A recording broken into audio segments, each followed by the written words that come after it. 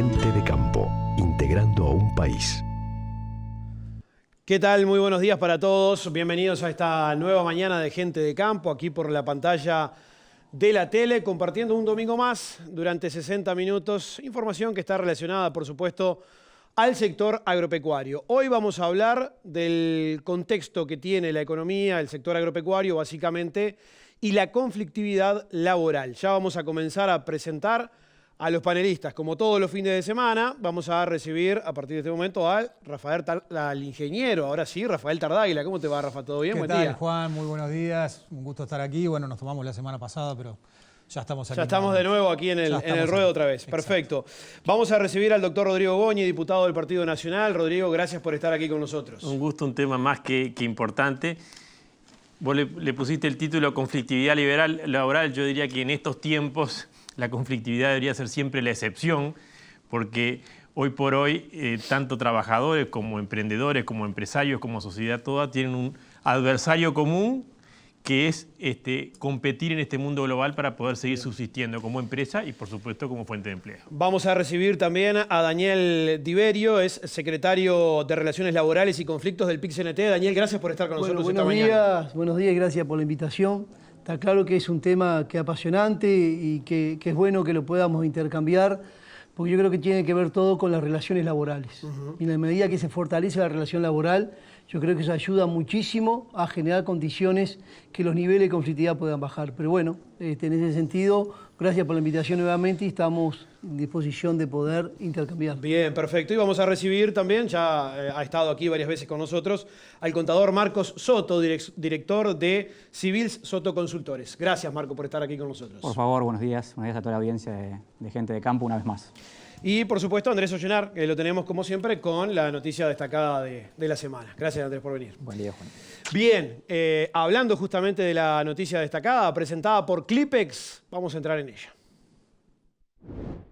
¿Te enteraste que ahora podés comprar cualquiera de los cepos Clipex hasta en 24 cuotas sin intereses? Y las mangas y alambrados incluso podés pagarlas hasta en 5 años. Haga el clic. Use Clipex. Bueno, y ahí lo dice el título, una zafra sojera con, por ahora, buena pinta, Andrés, ¿no? Exactamente, acabamos de comenzar una zafra agrícola, la más importante del país. El cultivo de soja es por área el que abarca la mayor área del país. En esta campaña 2021-2022 se implantaron casi 900.000 hectáreas de soja. Los primeros días de trilla de estos que están arrancando ahora con algunos relevamientos están, como siempre, cuando arranca hay rendimientos dispares y de todo tipo, ¿no? Chacras de 4.000 kilos por hectárea, 2.300 a 3.000 en algunos casos. Después habrá que ver cuando esté más avanzada la zafra, efectivamente cuánto termina siendo ese número promedio de rendimiento, que si más o menos se cumplen las previsiones que hay en cuanto a lo que se puede obtener, seguramente sea una de las zafras mejores de los últimos años en cuanto a rendimiento, con una producción que seguramente esté en el eje de los 3 millones de toneladas, más o menos de acuerdo a una proyección que se ha manejado, obviamente manejando un crecimiento del rendimiento. El año pasado tuvimos un rendimiento de 1.880 kilos por hectárea, ¿no? El clima pegó bastante y este año hubo algunos, por suerte después se revirtió porque hubo una zona complicada al principio, pero por suerte después esas lluvias de la segunda quincena de enero sobre todo permitieron aliviar bastante la situación. Y un dato puntual que también se dio en esta zafra es que el área de siembra de segunda supera la de primera, algo que no es habitual. En general, el cultivo más fuerte suele ser el de primera, que se implanta en primer término, y después el de segunda.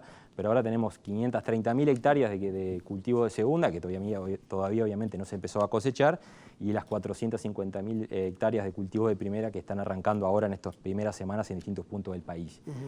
La zafra de récord de producción fue el 2016-2017, fueron 2.951 kilos por hectárea. Y bueno, eso en el año 2013 efectivamente se dio la mayor producción de producción de soja con 3,2 millones de toneladas. No se va a llegar a ese volumen porque el área ha bajado. Claro. Recordemos que en su momento la superficie de siembra de soja superó las 1.300.000 hectáreas. Hoy estamos bastante por debajo en el área de siembra. Y ahí estamos viendo en la pantalla el factor precio de una exportación que se acercará al récord seguramente. Sí, como lo estaba, o sea, asumiendo que el rendimiento va a ser efectivamente bastante superior a la campaña pasada y más o menos proyectando que el área de siembra ya se conoce, se puede más o menos manejar un número general de cuánto podrían ser las exportaciones, que va a andar en un eje de los 1.700 millones de dólares, sin duda que es una cifra bastante importante y que va a estar muy cerca del récord que se dio en la campaña 2013, que fueron 1.853 millones de dólares. El precio de la soja obviamente está incidiendo en que este ingreso de divisas, esto es valor FOB, es de exportación, no lo que le queda al productor, efectivamente también hacemos esa precisión.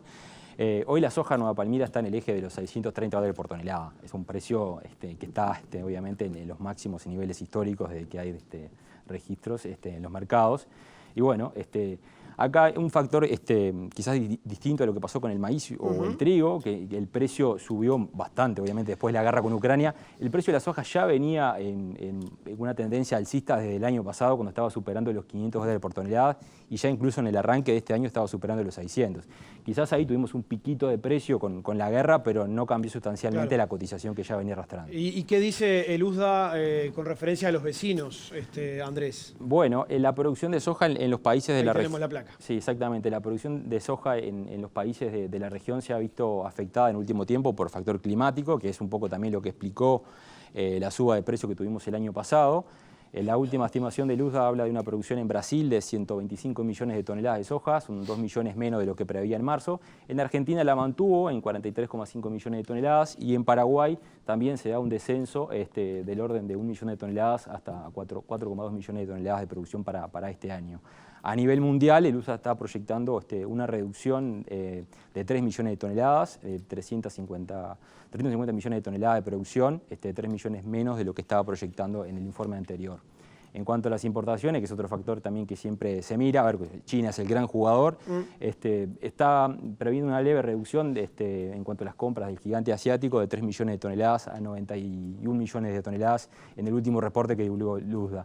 Acá estos datos a veces hay que tomarlo con cierta precaución porque, bueno, es muy dinámico. China, el stock de cerdo está creciendo en forma importante, se ha recuperado bastante de lo que fue el impacto de la peste porcina y, bueno, seguramente si esa tendencia se consolide, las importaciones de China de soja deberían mantener una tónica firme. Bien, todos estos números son muy buenos, pero obviamente hay que levantarla la cosecha, ¿no?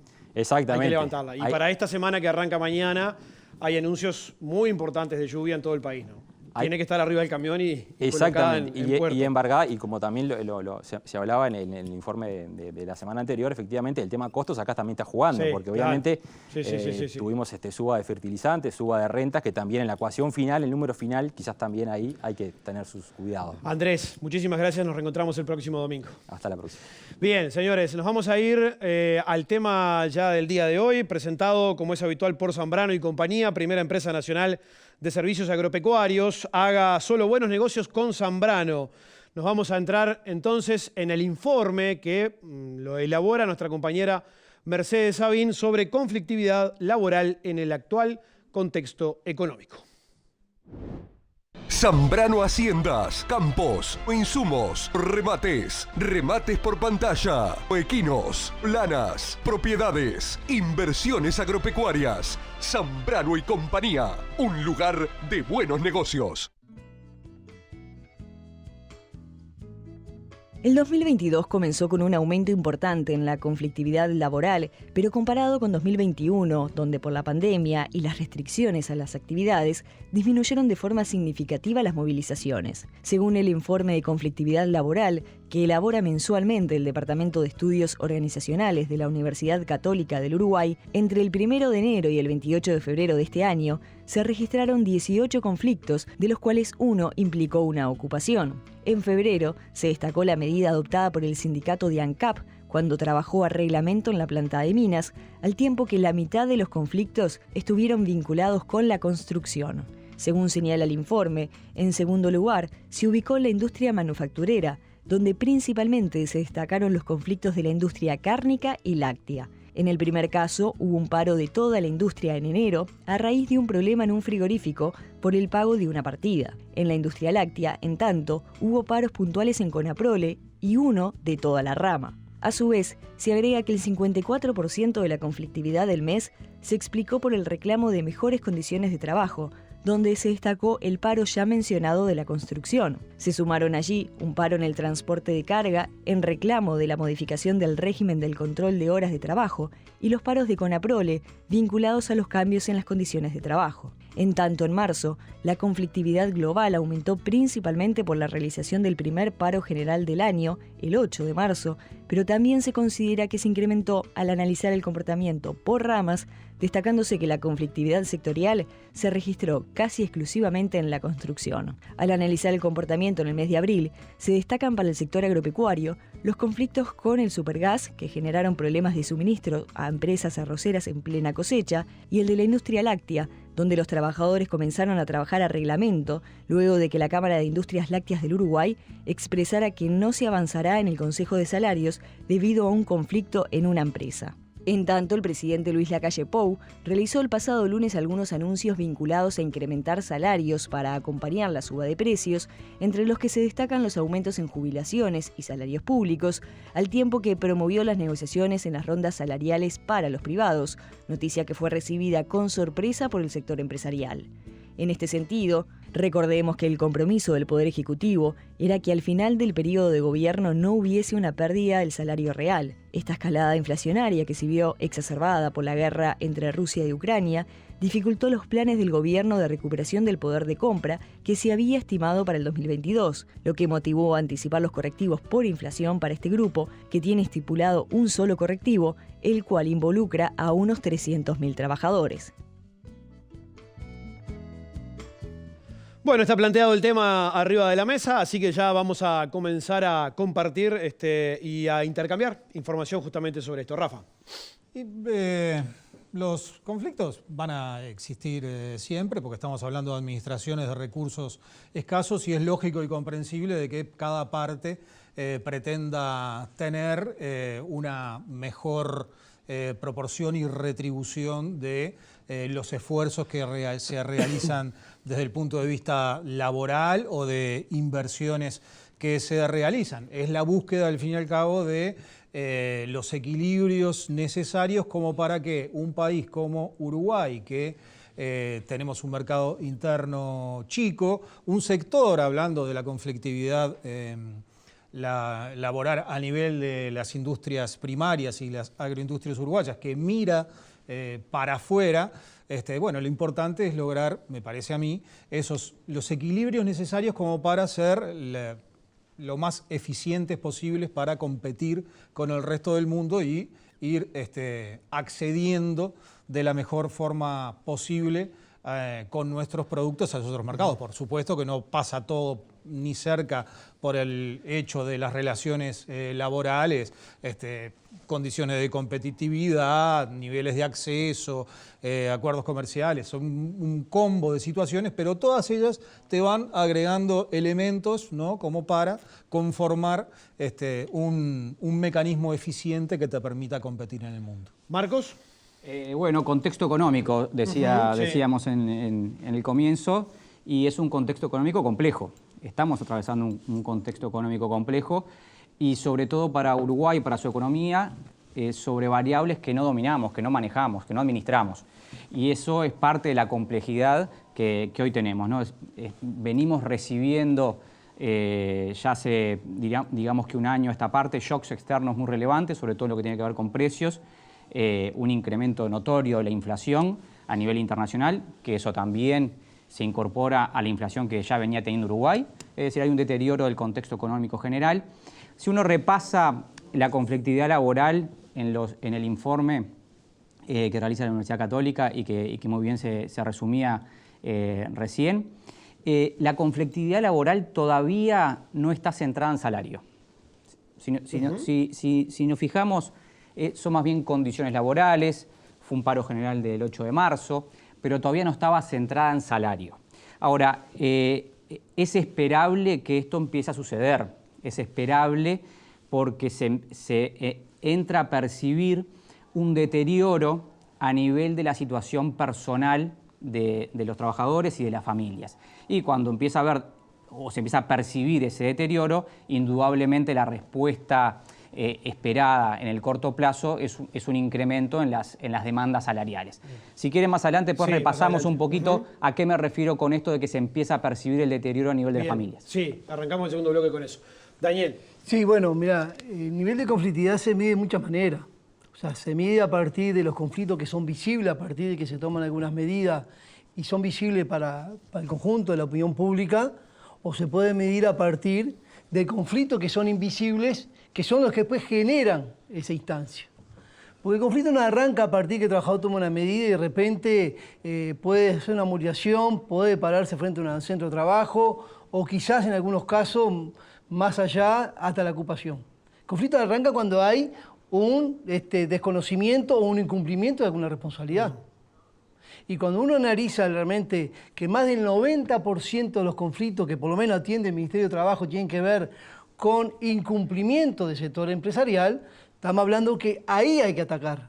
Hay que atacar, la prevención del conflicto tiene que ser fundamentado, fortaleciendo lo que es la negociación como eje central, ¿no? La relación laboral como eje central y, por supuesto, atacando los resultados de eso. Entonces, me parece a mí cuando hablamos de nivel de conflictividad y se marca a partir de medidas tomadas, que también es eso, bueno, habría que analizar un poco más el proceso que estamos viviendo hoy, que hay un proceso de desregulación del empleo que para nosotros creo que es preocupante. ¿Rodrigo? Yo ahora presido la Comisión de Futuro del Parlamento, además de otras.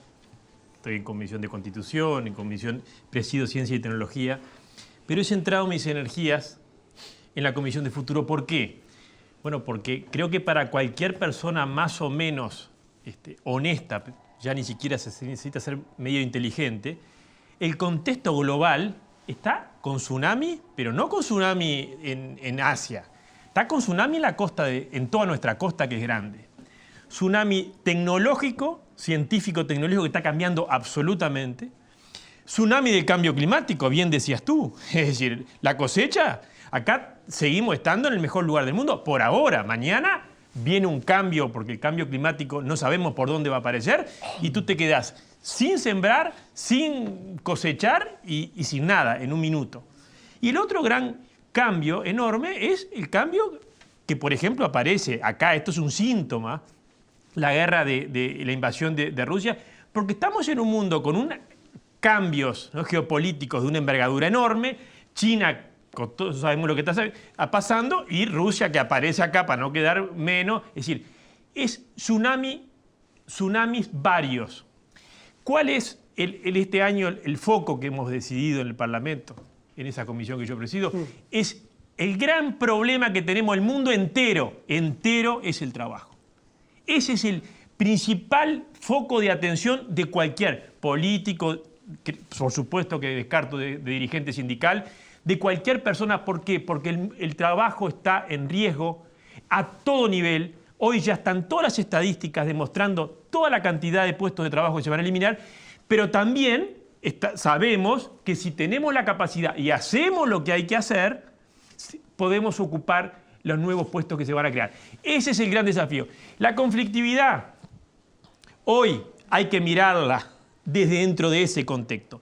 Porque si no, nosotros nos vamos a quedar en una conflictividad sin empresa no hay empleo. Sin empleo no hay conflictividad. Entonces, y como están los tsunamis atacando, amenazando de verdad, ¿tá?, y eso creo que nadie lo puede negar, ¿tá?, nadie puede negar los tsunamis hoy, me parece que hacia ahí tenemos que ver. Y a mí me preocupaba, por eso te corregía fraternalmente, uno tiene que ver cómo hace ese cambio para cuidar el trabajo, para cuidar las empresas que están en riesgo.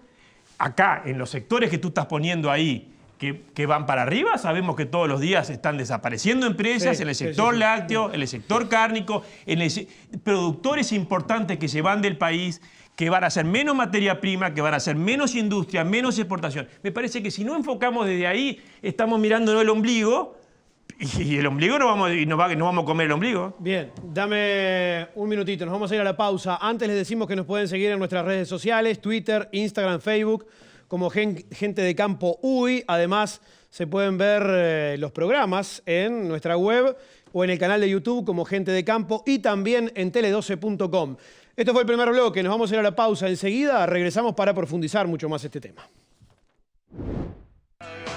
En Indarte, porque trabajamos en equipo, seguimos creciendo sobre bases sólidas y en todo el país. Integramos Plaza Rural, su mejor opción en ventas virtuales. www.indarte.com.uy. Indarte y compañía.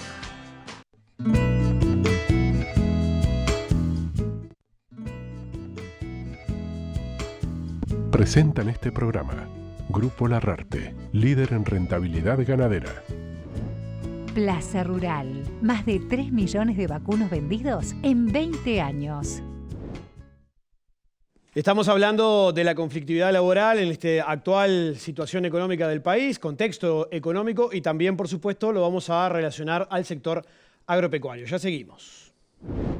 Escritorio Di Santi. Cerramos el 2021 con la exportación de 52.130 cabezas de ganado en pie a China. Para mayo de 2022 ya confirmamos los primeros embarques con ese destino. Escritorio Di Santi. Seguridad y respaldo para su mejor negocio. Marcos, vos decías que todavía no se percibía esto, el deterioro económico. Sí, a ver, lo que decía es que hubo un efecto de acumulación. En los últimos 2 años, y es de público conocimiento, el salario real cayó. El salario que percibieron las familias en términos reales, medido en poder adquisitivo, cayó. Obviamente en un contexto muy complejo de pandemia, de crisis internacional, pero esa fue la realidad. Es decir, hubo un deterioro en lo que fue la situación económica de las familias. Y había una expectativa de que este 2022 iba a ser un año de recuperación. Y yo creo que en el imaginario colectivo estaba eso. Lo que sucede es que, bueno, el 24 de febrero, la invasión a Rusia, etcétera, genera un empuje inflacionario, y esto indudablemente hipoteca esa recuperación que estaba en la expectativa de todos, creo que de gobiernos, sindicatos y demás. Y empezamos a ver señales de ratificación de esa percepción de que la gente está pasando peor. Uno es, bueno, la encuesta de Equipos Mori, ¿no? Es decir, la última encuesta de Equipos marca que el principal problema que identifica a la gente hoy en Uruguay es la situación económica. Eso no ocurría hacía mucho tiempo. Entonces, hoy la gente ve como principal problema la situación económica del país. En segundo lugar, durante la semana fue emitido el índice de confianza del consumidor, el que emite la Universidad Católica también, del Instituto de Competitividad, que es una síntesis de 3 indicadores. Cómo percibo mi situación personal, cómo percibo la situación del país y cómo es mi predisposición a comprar bienes durables. Esto es vivienda, heladeras, automóviles. Los 3 índices caen, y caen fuerte, solo comparable con marzo del 2020, cuando estalló la pandemia en Uruguay. Quiere decir que indudablemente a nivel de familias se empieza a percibir esto, y creo que los diversos agentes, incluido el gobierno, están siendo de algún modo conscientes de este problema, porque, bueno, de hecho en la semana sale el gobierno con medidas, ¿no? Claro, ahora, dentro de ese contexto global, ¿no?, que abarca todos los sectores del país, los que les pasaron muy mal durante la pandemia y los que pasaron bien durante la pandemia, el sector agropecuario es uno de los que se destaca por haber, de alguna manera, sobrellevado el peso o la carga de sacar al país la vaca lejana, ¿no? La famosa frase de Valle, creo que era, sí. Y dentro de ese contexto, tiendo a pensar que el poder adquisitivo dentro del sector, no sé si está muy disgregado ya o no, no. Capaz que sí, pero, a ver, no le fue tan mal. Está bien. Y los ingresos de hogares, ojo, venían, una cosa era el salario individual y otra cosa los ingresos en los hogares que había subido. Pero estamos hablando del sector agropecuario.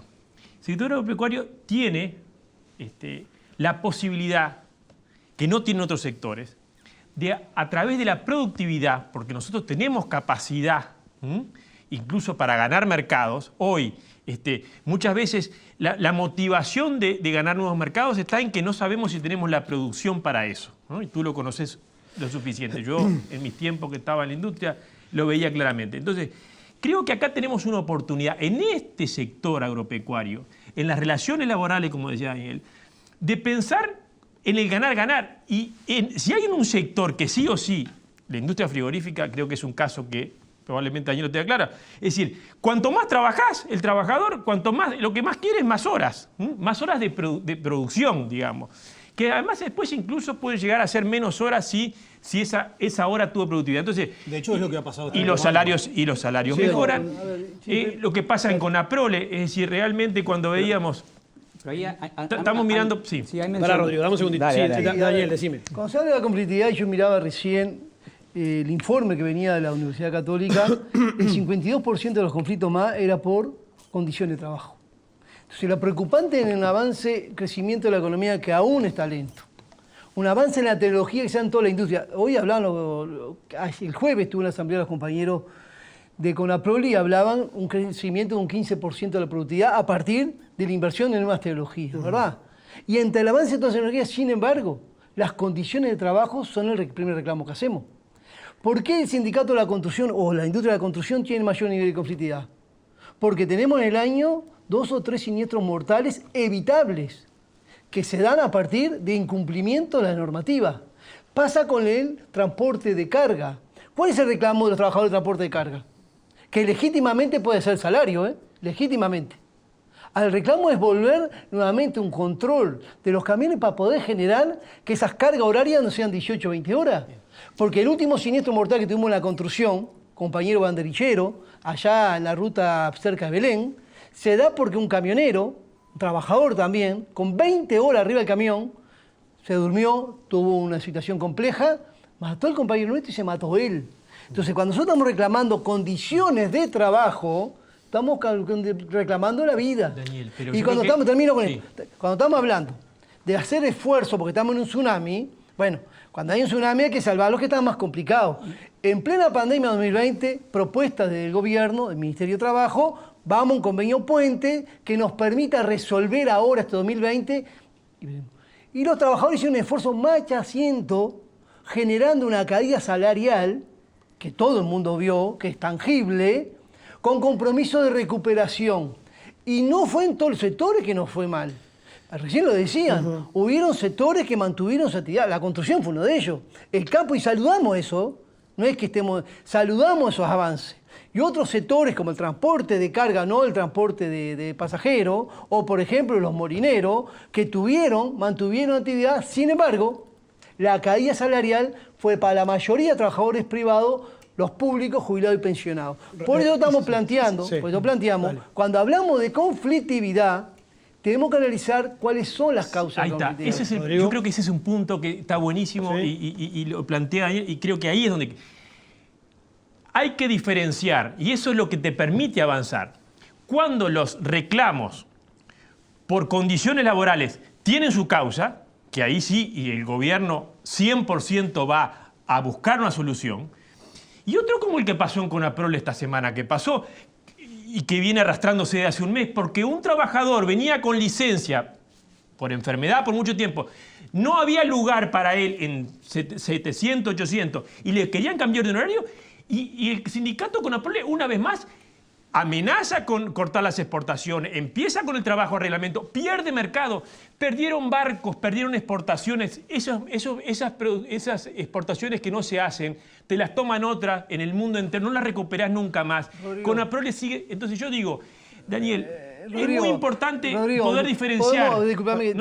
Podemos yo creo empezar que con anécdotas. No, pero son los temas, si Conaprole arranca con eso. Podemos hablar puntualmente de conflictos y capaz que podemos tener anécdotas en pila. Yo te puedo hablar de un conflicto que tuvimos en la construcción que debe doler mucho. Al lado de la Tabona, construcción de vivienda de alto costo, no son viviendas de realojo, no vivienda de interés social, vivienda de alto costo al lado de la Tabona, barrios privados. Esa empresa que justamente de inversión fuerte estaba estafando a los trabajadores y al Estado, porque si a los trabajadores le hacen los aportes sociales y le pagan los lados, estafan al trabajador, estafan al Estado. Y cuando los trabajadores tomaron medidas, esa fue la gran noticia. Trabajadores irresponsables cortan la entrada a la Tabona cuando esos trabajadores estaban reclamando cobrar sus jornadas. Entonces, podemos hablar de 20.000 conflictos diferentes. Daniel, te puedo pero asegurar. permitime con esto, ¿qué reclamamos nosotros? Bueno, pero que debe haber mayor controles. Sin embargo, en este último periodo... Y en el Zunca, Daniel sabe perfectamente que los controles además están en el propio Zunca. Es decir, yo lo que voy, Rodrigo, estoy invitando... termino con esto. En este mismo periodo, en vez de decir, bueno, vamos a ajustar para aquellos malos empresarios, que no son todos, que incumplen y estafan a trabajadores y Estado, tengan mayor compromiso y tengan mayor sanciones. Sin embargo, en el presupuesto, que sabe bien el diputado Goñi, se votó reducir al 50% las sanciones, ¿no?, que se le dan a los empresarios que incumplen, que no pagan sus aportes. Entonces el gobierno que está haciendo es incentivando a aquel mal empresario que no cumple con sus obligaciones, diciendo, bueno, si antes tenía que pagar 100, ahora van a pagar 50. Bueno, Daniel tenemos unas dificultades cuando Daniel sabe que no controlamos. es así, que el gobierno y el ministro Miere y el presidente están en otra línea. Pero vamos al punto. Porque No, estamos pero pasó eso o no pasó eso, Rodrigo. Sí, estamos en el sector agropecuario. Eso son otras razones. Diferenciemos, y yo creo que ahí nos va a ir muchísimo mejor, y estoy seguro que hoy los niveles que tenemos de pérdida de credibilidad, los dos sectores que estamos nosotros, estamos ya en el fondo de la tabla. Los sindicatos y los políticos estamos abajo de toda la tabla de ranking. Pero si logramos defender lo que hay que defender, sí, claro. Y en el caso que esta semana, porque hoy tenemos que ver lo que pasó esta semana, lo que está pasando en Conaprole de vuelta es horrible, es destructor de valor, que no se recupera nunca más. Y las causas son las que yo digo, pero ¿por qué volvemos a una conflictividad inventada cuando Conaprole tiene los mejores salarios, es la principal empresa cooperativa, la principal empresa exportadora del país, es cooperativa? Hay productores chicos que se están yendo todos los días porque no pueden sobrevivir. Entonces, ahora, Rodrigo, yo digo ¿por qué no? Yo te entiendo. Y Me tú gustaría tenés que estuviera además, sentado acá los compañeros de la FITIPA podían explicar. Yo escuchaba en la asamblea con un crecimiento de un 15% de la productividad, escuchaba en la asamblea que hacían los compañeros, y que desde diciembre no tienen avance en los consejos salarios. Consejos salarios que tiene que discutir, entre otras cosas, el compromiso de la recuperación salarial que perdió en 2020 cuando la industria láctea no tuvo caída. No. Entonces, cuando vos ves eso... Daniel, no es así. Es así, Rodrigo. Conaprole ofreció antes... Escúchame, antes, está bien intercambio, está bueno, ¿no? Está bueno. Una consulta para meter justamente el tema. La razón fue otra. De la industria láctea. ¿Por qué es tan recurrente el conflicto a nivel de la industria láctea? Porque tú decís, hay buenos empresarios. Bueno, pero ahí hay un trabajo que decía hoy. Yo destacaba hoy las relaciones laborales como tema de terminar. Yo vengo de una industria, la construcción, que nos damos como un caño. Cada uno legítimamente defiende su interés. ¿Está bien? Las cámaras empresariales y nosotros. Ahora tenemos una lealtad en las relaciones laborales que es muy fuerte. Como anécdota, salida de la dictadura en 83, se juntaban algunos empresarios con algunos compañeros nuestros dirigentes MSM y clandestinos a discutir en un boliche mejora para la industria en lo que tiene que ver las condiciones de trabajo y eso. Y eso es relación laboral. La relación laboral es tener siempre una mesa de diálogo y entender, cada uno legítimamente defender sus intereses, buscar alternativas justamente como industria. Daniel. Y eso es así. Daniel, pero que en la industria láctea no pasa eso. Trabajemos. Para un poquito. Me he quedado un poco preocupado. Marcos. Un poco preocupado con esta visión parcial de ver a este tema por sectores. Es decir, eso está muy alejado de lo que es la configuración económica actual y futura. Es decir, los sectores están todos encadenados. Puede haber alguno con más o menos interdependencia, pero están todos encadenados. Si yo tengo un conflicto en el transporte, me va a afectar la producción agropecuaria. Sin duda. Si yo tengo un conflicto en un frigorífico, ni que hablar me va a afectar el sector agropecuario. Todo, claro. Y en el puerto, es decir, está todo. Entonces, no se puede abordar estos temas que son muy sensibles de forma estanca, de forma por sectores. Hay que abordarlo de forma general y entender, por supuesto, en clave de futuro, entender que precisamos sectores integrados y sectores cooperantes. Pero no podemos decir, bueno, como este sector no le pasa nada y le fue bien, no debería ocurrirle nada. No, está inmerso en una economía, está inmerso en una sociedad que tiene sus problemas, tiene sus dificultades, tiene sus desafíos y también tiene sus virtudes. Y Daniel, ahora, el tema Rodrigo, de la dame un construcción, segundo. que a vos cómo va, vos sabés perfectamente, cómo se negocia mejor cuando tenés inversión y puestos de trabajo, ¿no? Porque yo también me ha tocado en mis viejos tiempos, cuando yo arranqué como abogado con empresas quebradas, todas las empresas que me tocó a mí con mis primeros trabajos eran quebradas. Y ahí no había negociación. Cuando tú tenés posibilidades, tú podés negociar. Entonces, yo lo que voy es que hay sectores, en el que tú nos invitás hoy, tiene chances de aumentar para todos. Entonces, ahora depende, y eso sí te lo firmo, de lo que hagamos. Y ahí tenemos la gran tarea de la relación laboral. ¿Freno a esto? No, ¿Los sindicatos le están poniendo freno? Por ejemplo, por eso yo tengo esa discrepancia con Marco. En el sector lácteo tenemos en Conaprole un tesoro que lo estamos hiriendo permanentemente.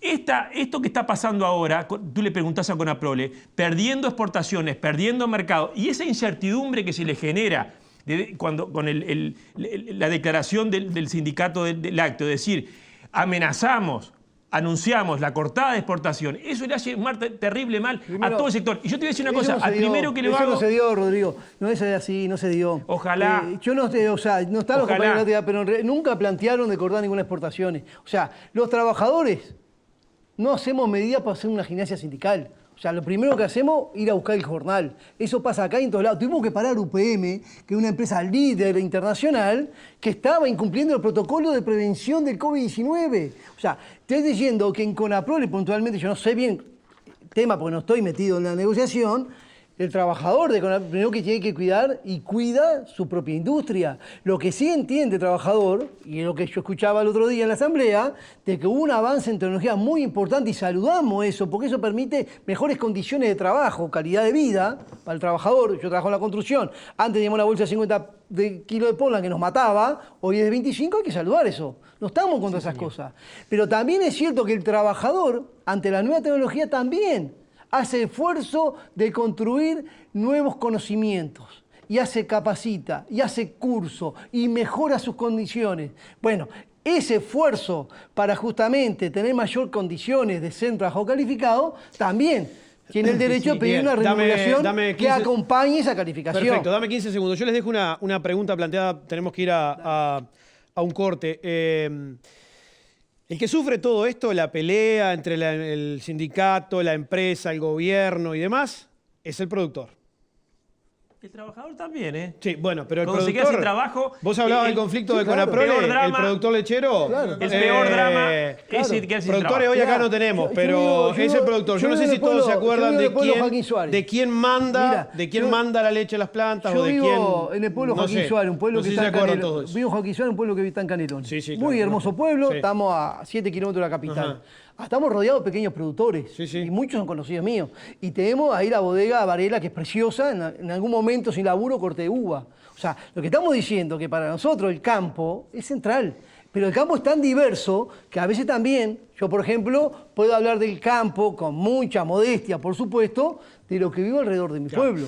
Y veo productores familiares. Dale, que tengo que ir a la pausa. La particularidad del productor, de lo que vos decías ahí, en estas 3 patas o 4 patas, si le metés al gobierno, es que no forma parte de la negociación, ¿no? Claro. El empresario está, el trabajador está ahí. Ahí está el gobierno para que haga ese esfuerzo, para que participe. Invierta en ganadería con seguridad y el respaldo de Grupo Larrarte, una plataforma confiable de inversión estable. Obtenga mayores ganancias en el sector más pujante de la economía del país. Grupo Larrarte, líder en rentabilidad ganadera. Ganar en ganadería no es un juego de palabras. Ganar en ganadería es 11,3% en rentabilidad con retiros cada 45 días. Grupo Larrarte, de norte a sur, respaldando su inversión.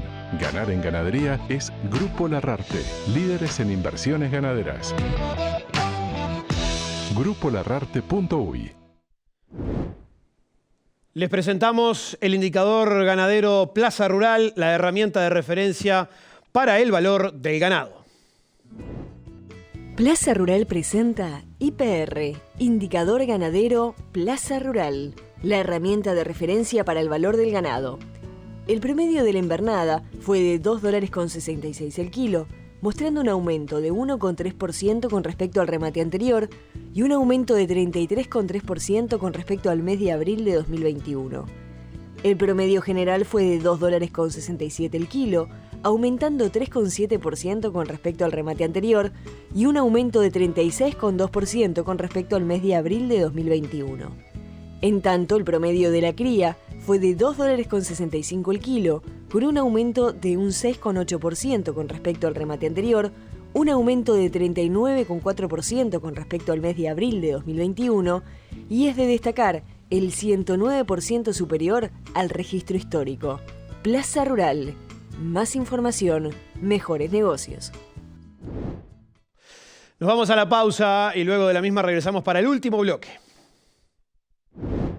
Cuchillos del Uruguay y Lorenzi, desde 1938. Fabricante de Franz Wenck Solingen, Sol y Cazador. Para obsequiar y obsequiarse. Tienda de campo, cuchillería y platería criolla. Contáctenos por WhatsApp 098-442-206.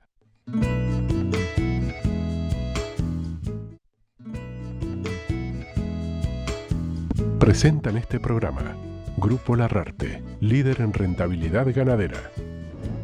Plaza Rural. Más de 3 millones de vacunos vendidos en 20 años. Entramos al último bloque en esta mañana de domingo aquí por la pantalla de la tele con Gente de Campo. Parada del ternero. Ya estamos certificando. 2.000 terneros y terneras confirmados. Jueves 5 de mayo. Parada del ternero. Bien, seguimos entramos al último bloque, perdón, ahora sí, de Gente de Campo. Sí, Rafa. No, me gusta este programa porque nunca había tenido que levantar el tono de voz tanto como he levantado en el programa de hoy. Quiere decir que está para que te escuchen. intenso el debate. Bien. Sí, Rodrigo. Yo hablaba de tsunami al comienzo. Sí. Este sector si hay un sector que puede enfrentar el tsunami sin ser arrasado, es este sector. Cuando hablamos de un sector, hablamos del sector que por supuesto incluye la empresa, el empresario, el trabajador y todo lo que gira en torno y se alimenta en torno a esa empresa, a ese sector. Yo creo que no podemos desaprovechar esta oportunidad. Los últimos fenómenos, incluso esta última guerra también nos demuestra que vamos a estar cada vez más en permanente amenazas de este tipo, que por supuesto acá nos trae inflación, nos trae aumento de precios, nos trae aumento de costos, ¿no? Porque como bien decía Rafael, naturalmente los precios suben, los costos, todo lo que tienen que ver con esa producción sube. Después es muy difícil entrar de vuelta a los equilibrios. Para eso tenemos que tener, y yo celebro que Daniel de entrada hablaba de relaciones laborales, creo que ahí está el concepto, ¿no? Que por supuesto todas las partes tienen que ganar, ¿no? Y todas las partes tienen que ir buscando mejorar. Es decir, dejemos para otro día el tema de, ojalá el tema de Conaprole se dilucide de una vez por todas, porque en el fondo Conaprole es para nosotros mucho más que la primera empresa exportadora. Es allí un lugar de creación de valor, de innovación, muy importante, además de todo el tema social que, como hablaba ayer, en su propio barrio, en su propia zona, en su propia región lo tiene. Yo creo que esa es la gran invitación. Este sector va a poder crecer en forma sostenida, como las circunstancias se lo van a ir permitiendo en la medida que las relaciones laborales mejoren. Sobre todo, yo creo que en el sector de industria frigorífica, que hubo unos conflictos importantes se fueron solucionando. Hoy yo veo un sector que está planteando, además con un convenio colectivo, creo, vigente.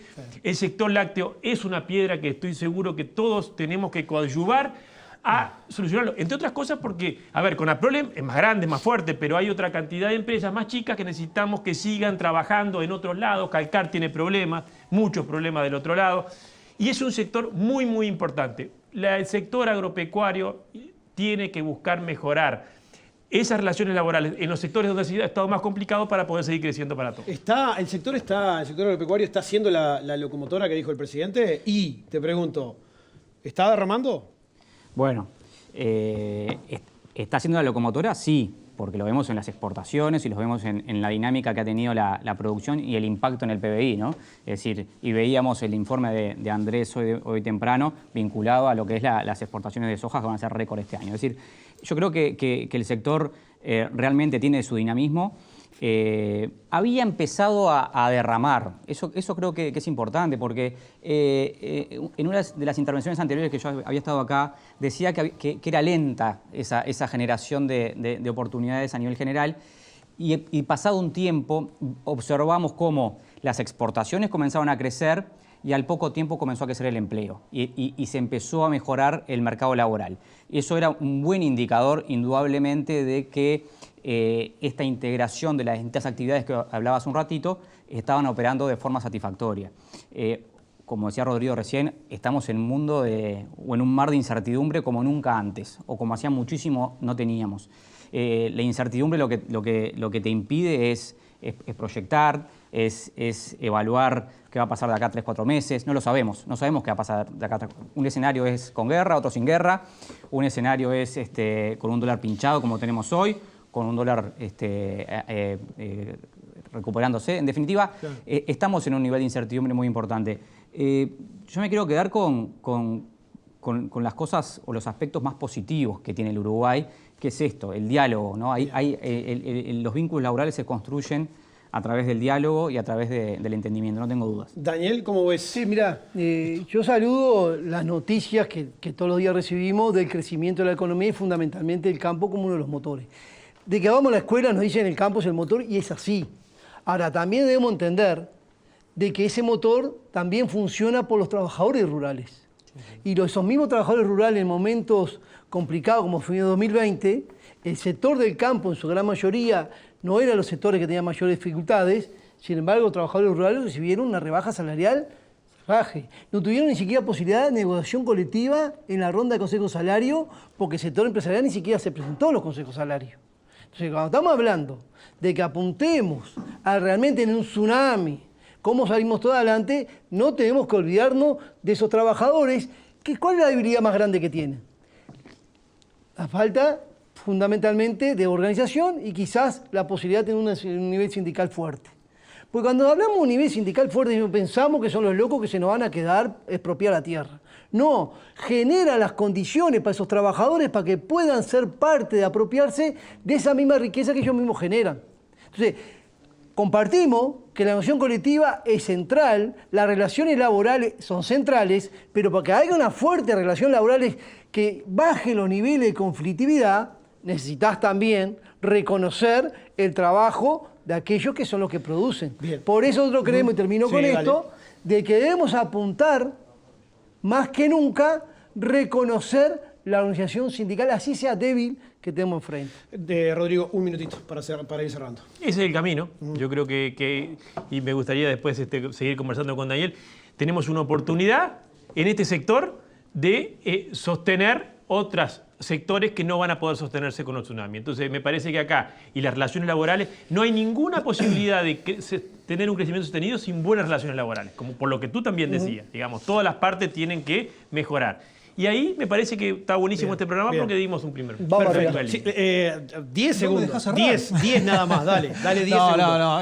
tenemos, como se dijo, vamos a tener facturación récord de soja, vamos a tener facturación récord de la ganadería. Hay que levantarla la soja. Hay que levantarla, vamos a tenerla igual.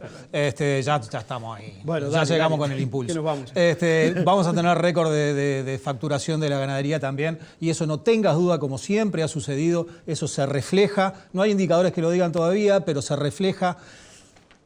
Poco tiempo después, en todos los pueblos del interior les cambia la cara. Eso se nota en el comercio, en el sistema financiero, en todos lados en el interior. Bien, tenemos para los invitados, para que puedan continuar el domingo, capaz que con un asadito, Cuchillos del Uruguay Lorenzi, Cuchillería y Platería Criolla. Están por Avenida Garzón, allí cerquita de Facultad de Agronomía. Les vamos a obsequiar un cuchillo para cada uno. Pueden sacarlo, está dentro del cuchillo y es muy bueno. Vos, Rafa, ya tuviste, así que no te vamos a estar regalando un cuchillo cada vez. Permitime decirle al conjunto de los trabajadores y trabajadoras, especialmente los trabajadores del campo, bueno, un feliz 1 de mayo, como se lo merecen los compañeros y compañeras, ¿verdad? Feliz 1 de mayo. Muchísimas gracias para todos ustedes, gracias a los televidentes por estar ahí. Nos vamos, nos reencontramos el próximo domingo a partir de las 8 de la mañana aquí por la pantalla de la tele con más Gente de Campo. Que pasen ustedes muy bien. Fue una producción de Inversa, Comunicación y Desarrollo, y Álgebra, Comunicación aplicada al agro.